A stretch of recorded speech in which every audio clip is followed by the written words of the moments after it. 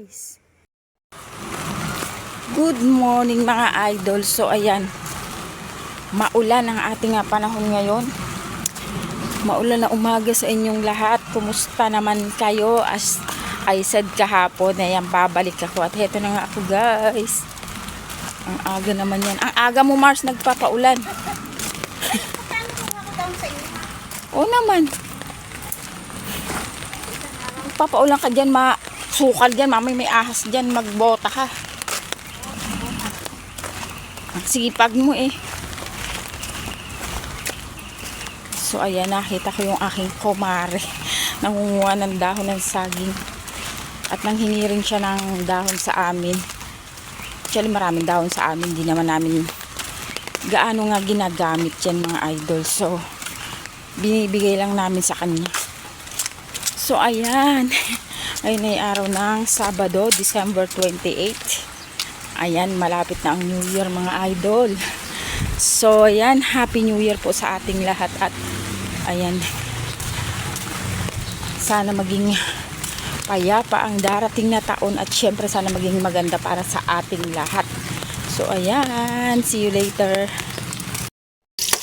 So ayan guys, iluluto natin yung nabili kong pakbet.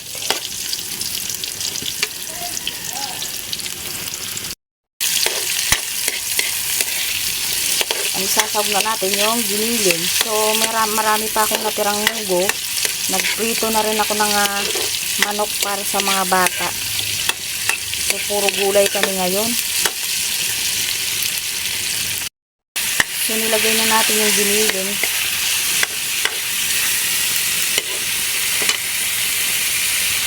Labo na ating kamay. Sangkotsahin lang natin yung ating giniling bago natin ilagay yung ating gulay.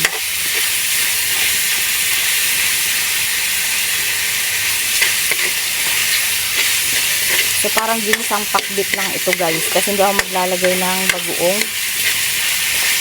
May allergy kasi sa hipon yung ibang kasama ko dito sa bahay. Kaya hindi tayo maglalagay. Parang ginisang pakbet lang talaga.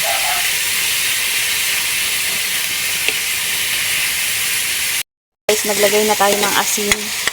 At naglagay tayo ng oyster sauce.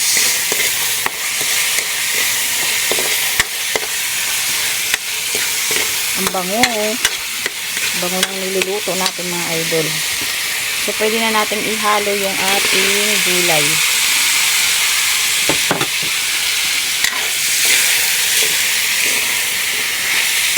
Mahirap mag-vlog ng hawak-hawak yung mobile pero wala tayong choice.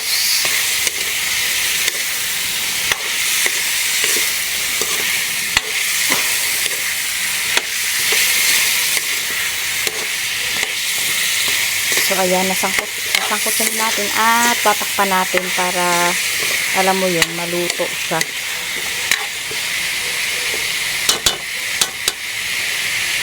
Guys, luto na yung ating pakbet, muntik pang nasunog. So ayan, half cook lang yung pakbet natin guys. So ginisang pakbet lang yan guys. So yummy yummy. So yan lang guys yung ating video for today. Thank you so much for watching. See you all again tomorrow. God bless us all. Good morning guys. So ayan, ngayon ay araw ng Linggo, January 5. Ayan. At ngayon ay maglalaba tayo guys. Ang dami kong laba. So ang huli kong laba is nung katapusan ng December, so 5 days ago. Ngayon maglalaba tayo January na. Medyo naipon yung aking labahan. Konti lang naman kasi 3 lang naman kaming nagbibihis. So hindi siya ganun karami. Ayan yung napanood nyo nga pala guys na video. Isiniingit ko yun dito, mga video ko yun nung nakaraan na hindi ko na-edit.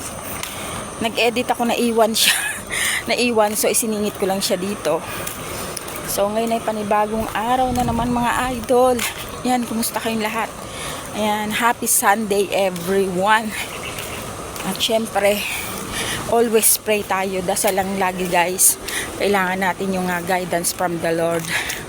So ayan guys, see you later. So ayan nga pala guys, dahil tayo ay maglalaba, paalis din ako ngayon kasi bibili rin ako ng ulam namin. Hindi ako nag-i-stock ng ulam sa ref, basta karne. So ang ini-stock ko lang yung mga isda guys kasi medyo malayo yung bilihan. Pero yung mga chicken at yung ibang karne, hindi ako nag-i-stock kasi nga pagka na-stock na yung karne sa ref, ang gara ng lasa. Parang nawawala yung freshness ng karne kapag naka-frozen. Para bang natabang yung kanyang lasa.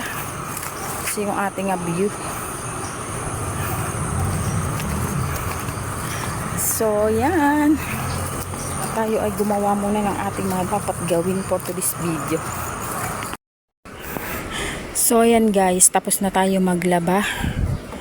At ayan, nakapagsalang na rin ako. Nagpapakulo ako ng karne para sa sinigang. Medyo napagod ang lola nyo. Medyo marami-rami din kasi guys yung nilaban ko. Kasi naglaba rin ako ng aming mga kumot. Meron pa akong nakasampay doon sa harapan. So mago ako nag-start maglaba, alas 6. Ayan, natapos tayo ay 10:30. Ayan, at nagsalang na rin ako ng kanin at saka nagpakulo ako ng karne para sakto nga mag-12 ay malambot na yung ating karne. Medyo hagados persosan ang lola nyo. Nanlalata ako talaga. Yung panahon ni medyo makulimlim guys, tingnan nyo.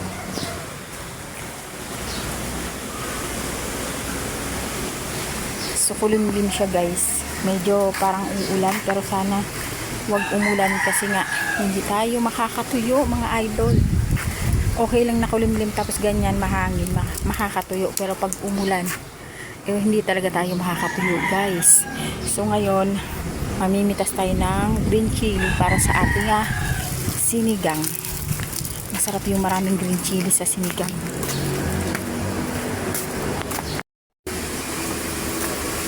So ayan, maraming green chilies. So pipiliin lang natin guys yung medyo malalaki.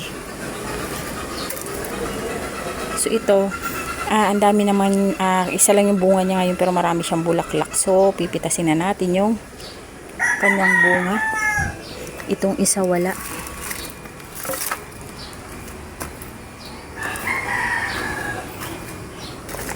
Ayan, kukuha lang tayo ng panggamit lang natin. So pipiliin lang natin yung malalaki. So ito rin, malaki na rin tong isang to. So kukunin ko na rin para mag-giveaway sa kanyang mga bagong bunga. So ayan, meron na tayong 3. So ito babawasan din natin itong isa.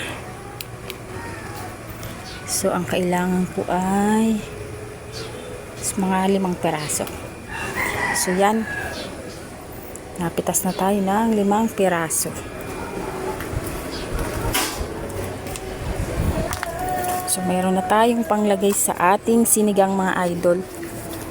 So kapag mayroon tayong tanim ay mayroon tayong aanihin.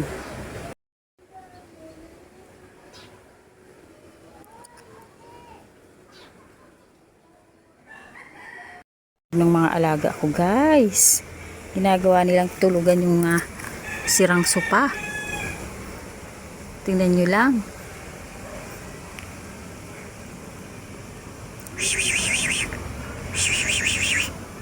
Eating time. Oh, saan ka galing?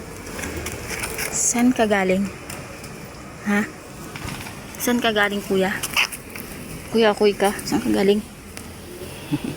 Ito si White, oh. Snowflakes. Ito si Mami Cat.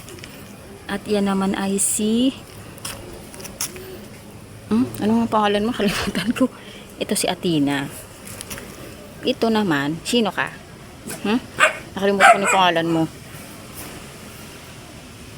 At ito na nga mga idol, niluluto ko na yung aming ulam sa tanghalian, ang sinigang na baboy. So ayan yung sahog lang natin guys, sitaw, okra at kangkong. Yun lang yung ating nasahog sa ating sinigang. Ayan, at luto na nga siya mga ka-idol. Kaya ayan, hinalo-halo ko na siya, natimplahan ko na rin yan. Kasi nga kanina ko pa siya guys niluto habang ako'y lalaba habang nagbabanlaw ako. So ayan nga, luto na siya guys. At yan na nga mga ka-idol, luto na yung ating sinigang na baboy para sa ating lunch. At kinahaponan, hetong at ginawa kong turon yung mga saging guys na natira. Na overripe kasi yung mga saging, dahil nga hindi ko agad guys na luto dahil nga nagbagong taon. So hindi ko naasikaso yung mga saging, kaya ayan, medyo nabulok na yung iba. At ito yung natira, ginawa kong turon.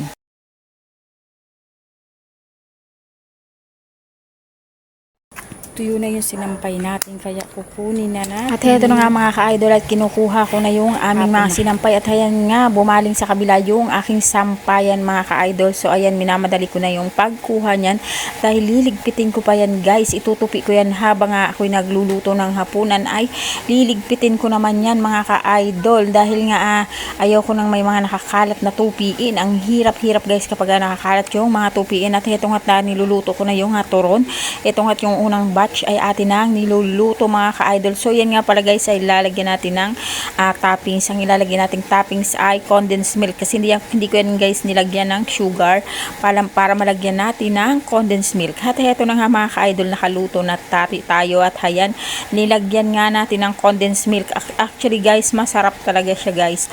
So first time kong natry ito at masarap talaga mga ka-idol. So itry nyo din guys. At ayan nga, isinalang ko na yung last batch. At eto nga, nagluto na naman tayo ng gulay. Hindi naman halatang mahilig tayo sa sitaw at kalabasa. So ayan, nung nakaraan ay nakita nyo ay nagluto ako ng pakbet. At heto naman, at kalabasa naman guys, at saka sitaw na ginisa ang aking niluto for dinner. So yan na lang guys, hanggang dito na lang yung ating vlog. Thank you so much for watching and God bless us all.